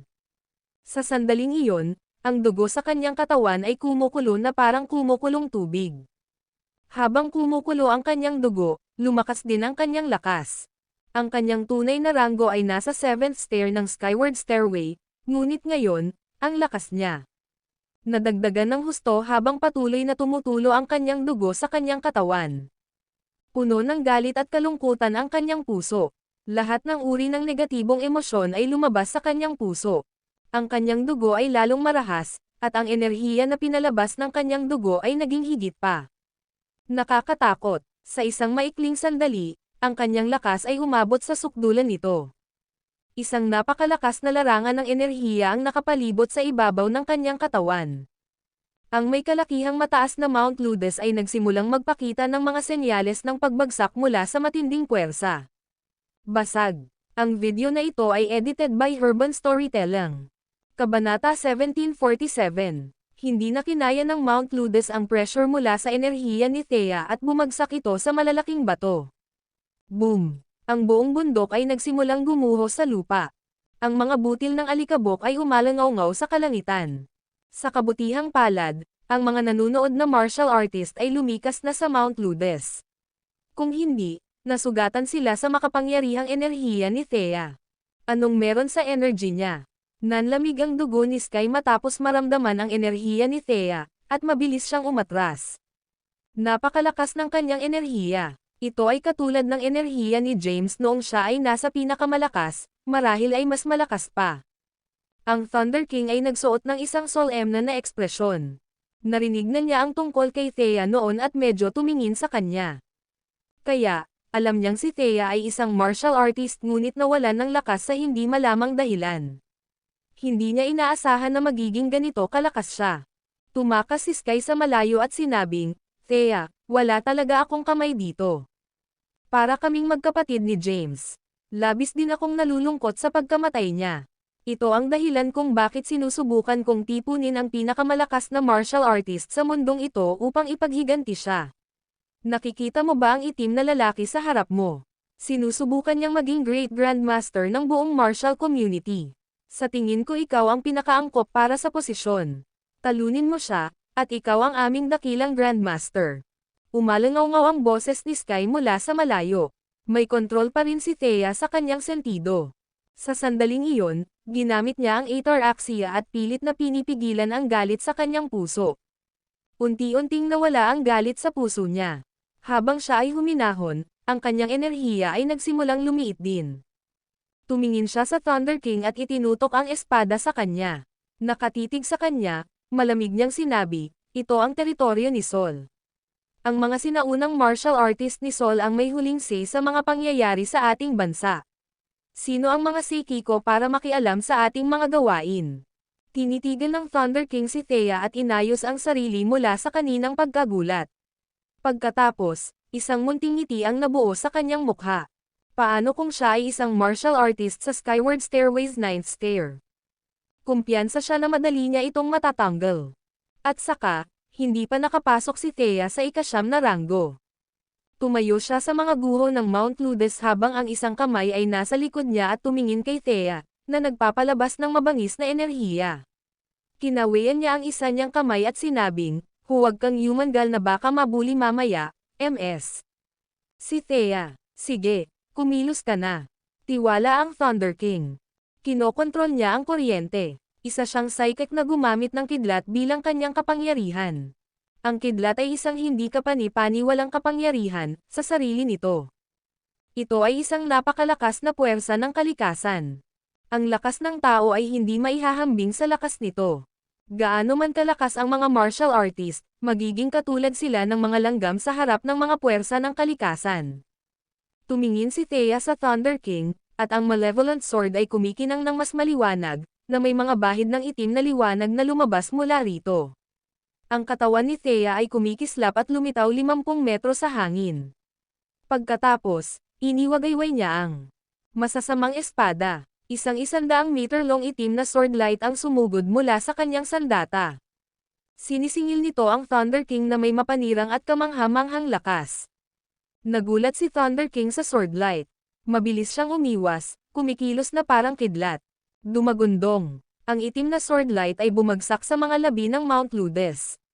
Agad na tumaas ang mga labi mula sa tumpok ng mga bumagsak na bato, na pinupuno ng alikabok ang kalangitan. Isang malalim na bangin ang lumitaw sa gitna ng mga guho ng bundok. Sa di kalayuan, lahat ay naiwang gulat sa eksena. Nakakatakot siya. Hindi matatalo si Thea. Nakakabaliw ang sword technique niya. Sino sa mundong ito ang makatiis sa pag-ataking tulad nito? Nagulat ang mga manunood sa lakas ng atake ni Thea. Kahit ang isang walang kapantay na powerhouse tulad ng Spirit Master ay nagulat at hindi napigil ang mapabulalas, nakakatakot ang kanyang sword light. Habang ibinaba niya ang kanyang espada, isa pang sword light ang lumitaw. Bago tumama ang sword light sa kanyang kalaban, ang lakas ng pagkakalikha nito ay naging sanhi ng paghiwa-hiwalay ng mga gumuhong guho ng bundok. Ang Thunder King ay lumutang sa hangin. Alam niyang pagkakataon na niya iyon para ipakita ang kanyang lakas. Ang mga Seikiko ay nagpapanatili ng mababang profile sa buong mundo sa loob ng maraming taon. Ang mundo ay pinangungunahan ng mga martial artists sa lahat ng oras na ito. Kahit na alam ng mga tao ang mga Seikiko, alam nila. Walang malakas na presensya. Makokontrol niya ang pandaigdigang komunidad ng martial art kung malalabanan niya ang pag-atake ni Thea at matatalo siya. Nakaharap sa Sword Light, ang Thunder King ay hindi nagpakita ng takot. Mabilis na nagtipon ang kuryenteng nakapalibot sa kanya at bumuo ng kidlat na kasing laki ng braso ng matipunong lalaki. Nagzip pasulong ang kidlat at bumangga sa itim na Sword Light. Nagbanggaan ang kidlat at Sword Light. Samantala, ang Thunder King ay umatras ng 1,000 metro ang layo. Ang kanyang katawan ay lumutang ng 10 metro sa ere. Ibinuka niya ang kanyang palad, at ang mga bahid ng pilak puting kidlat ay kumikislap sa kanyang palad. Bumulwak ang kuryente mula sa kanyang kamay, at mahigit 10 kudlit ng kidlat ang pumaligid sa kanyang katawan. At that moment, mukha na talaga siyang God of Thunder. Gayunpaman, hindi natakot si Thea. Humarap siya ng ilang hakbang sa hangin at sinugod ang Thunder King, muling itinutok ang espada sa kanya. Ang video na ito ay edited by Urban Storytelling. Kabanata 1748, Boom! Nagdulot ng nakakabinging pagsabog ang kanilang banggaan. Ang pagsabog ay nagulat sa ilang martial artist na may mas mahinang cultivation base sa di kalayuan. Sa kabutihang palad, ang kanilang mga meridian sa puso ay protektado ng mas malalakas na martial artist sa kanilang sekta. Kung hindi, ang tunog ng pagsabog at ang lakas ng resulta ay maaaring pumatay sa marami sa kanila. Ang resulta ng pagsabog ay pinasabog din ang Thunder King. Bumagsak ang kanyang katawan mula sa langit. Boom! Bumagsak ang kanyang katawan sa mga guho. Sa sandaling tumama siya sa lupa, sumugod si Thea para sa isa pang pag-atake. Muli niyang inindayog ang Malevolent Sword, lumikha ng isa pang Sword Light. Sumakay ang Sword Light patungo sa mga guho kung saan bumagsak ang Thunder King. Nang makita nila ito, lahat ng Seikiko ng Muranya ay agad na hingal sa takot. Kapitan. Ay hindi. Imposible. Hinding-hindi magpapatalo ang ating kapitan. Wala sa kanila ang naniniwalang matatalo ang kanilang kapitan. Para sa kanila, ang kanilang kapitan ay hindi matatalo. Paano siya matatalo ng isang sinaunang martial artist mula kay Sol? Sa kritikal na segundong iyon, isang figure ang lumabas mula sa mga guho. Sa sandaling siya ay sumugod palabas, ang Sword Light ay bumagsak sa lupa. Ang Sword Light ay lumikha ng isa pang napakalaking bangin. Ang Thunder King ay nakatayo libu-libong metro ang layo sa isang bato. Punong-puno na siya ng dugo at parang nasa kahindek-hindek na kalagayan. Damn it! Nagmura siya. Itinaas niya ang kamay at tinuro ang hangin. Kidlat, patayin mo siya. Angal niya. Biglang may lumitaw na kidlat sa harap ni Thea. Ang kidlat ay 100 metro ang haba. Ang pilak puting kidlat ay tumagos sa kalangitan at nag-zoom patungo kay Thea. Sa isang iglap, lumitaw si Thea 1,000 metro ang layo at iniwagayway ang Malevolent Sword bilang tugon. Isang malakas na Sword Light ang nabuo at bumagsak sa kidlat. Ang kidlat ay no-attack ng Sword Light sa isang iglap at naglaho. Biglang, mas maraming kidlat ang lumitaw sa buong kalangitan, na walang tigil na umaatake kay Thea. Mabilis na umiwas si Thea habang sinusubukang kontrahin ang sarili niyang mga pag-atake. Sunod-sunod na nagpakita ang mga Sword Lights at tumama sa mga kidlat. Gayunpaman, mayroong napakaraming kidlat na bumulong kay Thea. Ang kanyang Malevolent Sword ay tinamaan ng isa sa kanila. Sa sandaling dumampi ang bolt sa kanyang espada, isang nakakatakot na malakas na puwersa ang dumaloy sa kanyang katawan sa pamamagitan ng Malevolent Sword at umahan sa kanyang buong katawan mula sa kanyang mga kamay. Namanhid ang kanyang katawan, at nagsimulang bumulwak ang kanyang blood energy. Nakaramdam ng init ang kanyang lalamunan, at nag-hack out siya ng isang subo ng dugo. Nang mangyari iyon, ang bilis ni Thea. Samantala, isa pang kidlat ang papunta sa kanya. Hindi ito nakaiwas sa oras ni Thea, at nahawakan ito ng kanyang braso. Agad na napuno ng dugo ang braso niya. Hindi niya mahawakan ng mahigpit ang Malevolent Sword. Ang espada ay nahulog mula sa langit at dumapo sa mga guho. Oo, ang aming kapitan ay isang puwersa na dapat isaalang-alang. Alam ko na, paanong matatalo ang kapitan natin. Paano matatalo ng isang sinaunang martial artist mula sa Seoul ang ating kapitan? Naghiyawan ang mga Marinians nang makita nila ang eksenang ito. Ang video na ito ay edited by Urban Storytelling. Kabanata 1749. Tinamaan ng kidlat ang braso ni Thea at tuluyang naputol. Nabitawan niya ang malevolent sword. Sa di kalayuan, nakamasid si Thomas na bahagyang nakakunot ang mga kilay. Ayaw niyang pumasok. Kahit na naantala niya ang laban, hindi ito nakatitiyak na matatalo niya ang Thunder King dahil mas mahina siya kay Sky. Paano siya makakalaban sa Thunder King kung maging si Sky ay masinop sa kanilang laban? Isa pa, mas malakas si Thea sa kanya. Gayunpaman, nang makitang matatalo na si Thea sa labanan, sumimangot siya at lumingon sa mga lalaking nakamaskara sa likuran niya. Ang mga taong ito ang kanyang huling paraan. Lihim niyang kinuha ang mga ito kamakailan, at ang kanilang lakas ay hindi masasabi. Sa pagkakataong iyon, binalak niyang utusan silang iligtas si Thea. Lahat ay disposable sa kanyang grand scheme, maliban kay Thea. Kasabay ng pag-iisip sa kanyang isipan, si Thea, na nasa larangan ng digmaan, ay nagalit. Lalong lumakas ang kanyang aura, at ang kanyang enerhiya ay naging dahilan upang ang ilang mga bato sa paligid niya ay agad na naalis. Itinaas niya ang kanyang kamay at ikanaway ito sa hangin. Agad na lumipad sa kanyang mga kamay ang malevolent sword. Kahit na dumudugo ang braso niya, nakakapit pa rin siya ng mahigpit sa malevolent sword. Napatingin siya kay Thunder King sa di kalayuan. Ang kanyang maitim na mga iris ay biglang naging pula sa sandaling ito, at ang kanyang magandang mukha ay nagpakita ng isang malamig na ekspresyon na sapat na upang kiligin.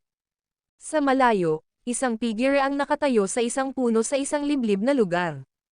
Nakasuot siya ng puting roba, may buhok na kalahating itim at kalahating puti. Napanood ng omniscient deity ang matinding labanan sa malayo at nabigla siya sa makapangyarihang enerhiya ni Thea. Napabuntong hininga siya, napakalakas ng kanyang enerhiya. Umakyat na siya sa tuktok ng Skyward Stairway's 9th stair. Ang kanyang enerhiya ay sapat na malakas para sa kanya upang maging isang half-saint. Sa itaas ng Skyward Stairway's 9th stair ay ang ika-9 na ranggo. Gayunpaman, may ilang mga kinakailangan na kailangan pang matupad bago maging isang 9th rank Grandmaster. Kailangang pumasok muna ang isa sa pre-9th rank. Ang ranggo ay walang opisyal na pangalan dahil kakaunti lamang ang nakaabot nito mula pa noong unang panahon. Ayon sa natatandaan ng omniscient deity, kakaunti lamang ang maaaring makapasok sa ika-9 na ranggo, kahit na sa panahon kung saan ang mga sinaunang martial artist ay karaniwang mas malakas. Tinawag niya ang pre-9th rank, ang half-saint.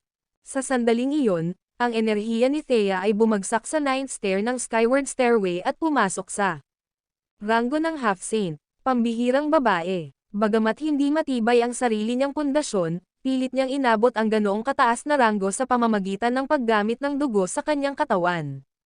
Maaaring siya lang ang pinakamakapangyarihang tao sa pinakahuling kasaysayan, ang bulong ng omniscient deity. Naiintriga siya kay Thea. Samantala, nasa labanan pa rin ang galit na si Thea. Matapos umabot sa kumukulo ang kanyang galit, agad siyang pumasok sa isang estado ng pagkabaliw. Sa sandaling iyon, nawalan siya ng kontrol sa lahat ng dahilan. Isa lang ang nasa isip niya na pumatay. Gusto niyang patayin ang psychic na nasa harapan niya. Dapat may death wish ka. Malamig na sumangot ang Thunder King at gumawa ng mas maraming kidlat para salakayin si Thea. Dahil ang enerhiya ni Thea ay umabot na sa ranggo ng half-saint, ang kanyang lakas sa pag-atake ay lumago upang tumugma din sa ranggo. Ang kanyang bilis ay tumaas sa ganap na pinakamataas nito at siya ay mabilis na parang kidlat. Sa totoo lang, mas tumpak na sabihin na siya ay mas mabilis kaysa sa kidlat mismo. Mabilis na dumausdes ang kanyang katawan sa mga puwang sa pagitan ng mga bolts ng kuryente at humarap siya sa Thunder King.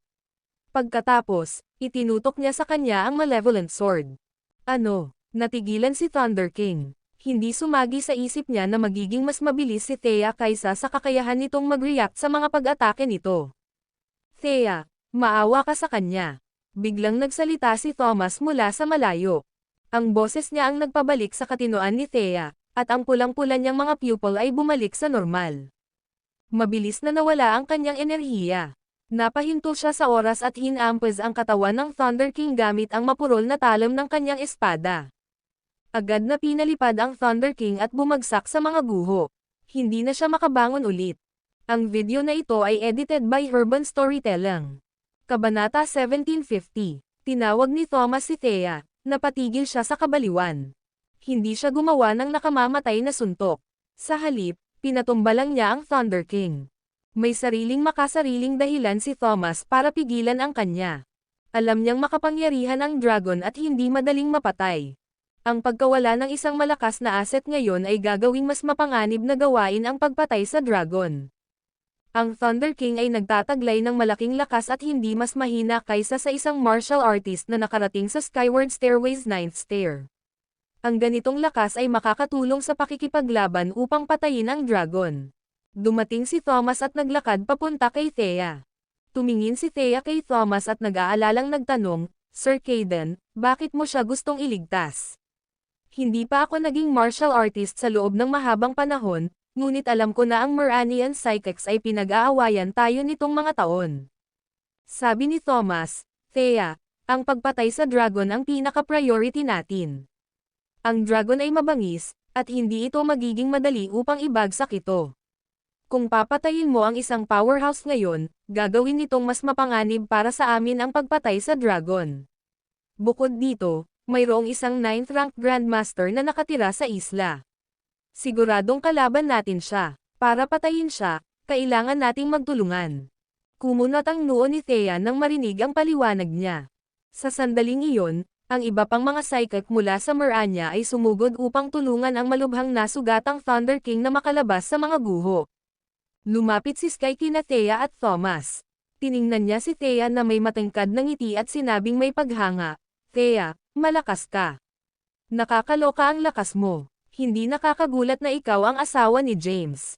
Ang posisyon bilang Great Grandmaster ng buong martial community ay sa iyo na angkinan. Bagamat nakakurba ang mga labi ni Sky sa isang ngiti, lihim itong galit sa kanya. Damn it, si James ay napakalakas na, at ngayon ang kanyang asawa ay isang mabigat na tao mismo. Paano tayo mabubuhay kasama ng napakalakas na mag-asawang ito? Agad na sumagot si Thea, hindi ako interesado na maging Great Grandmaster ng buong martial community. Gusto lang niyang makasama si James. Ang pangunahing dahilan kung bakit niya itinatag ang Celestial Sect ay para tulungan si James.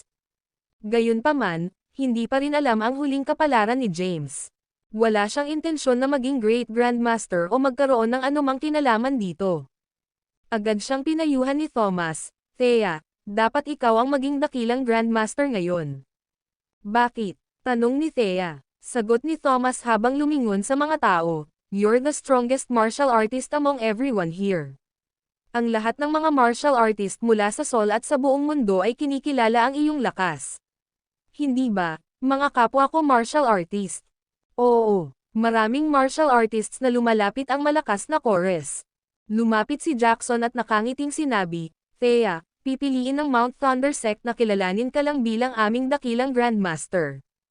Tama iyan. Nagsalita din ang Mastermahan ng Sylvan Sect. Oo, sumasang-ayon ako. Thea, hindi mo dapat tinanggihan ang posisyon. Mabuhay ang lahat sa dakilang Grandmaster. Biglang maraming martial artist ang lumuhad sa isang paa. Sa sandaling lumuhad ang isang tao, marami pang iba ang sumunod. Sa isang maikling sandali, libu-libong tao ang nakaluhod sa lupa. Problemadong ekspresyon ang suot ni Thea. Wala siyang intensyon at hindi niya naisip na maging Great Grandmaster at pamunuan ang martial community. Nagpunta lang siya para tanungin si Sky tungkol sa kinaroroonan ni James. Ngayong nalaman niyang natalo ng kakaibang tao si James, gusto niyang magmadali sa isla para mag-imbestiga pa at malaman kung totoong patay na si James. Hindi siya naniniwalang patay na siya at naniniwala siyang buhay pa siya. Nakangiting sabi ni Thomas, Thea, hindi mo dapat tinanggihan. Walang ibang mas angkop na kumuha ng posisyon kaysa sa iyo. Kung gusto mong ipaghiganti si James, hindi ka makakaasa sa sarili mong lakas. Kakailanganin mong magkaisa ang buong martial community para maipaghiganti si James at mapatay ang dragon. Tumingin si Thomas sa mahinang Thunder King, na puno ng dugo at itinaas mula sa lupa. Ngumiti siya at nagtanong, Thunder King, right? May pagtutol ka ba? Napatingin si Thunder King kay Thea. Bakas ang takot sa kanyang mga mata. Nakakatakot si Thea. Bago pumanaw ang kanyang guro, palagi siyang binabalaan na huwag pukawin ang mga sinaunang martial artist ni Sol. Gayunpaman, nakaramdam siya ng kumpiyansa na hindi siya magagapi sa kanyang kasalukuyang lakas, na nagpalakas sa kanyang loob na makialam.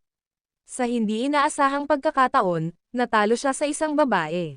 Bagamat hindi siya nasisiyahan, hindi siya naglakas loob na magbitaw ng isang salita ng reklamo. No, mahina niyang sagot.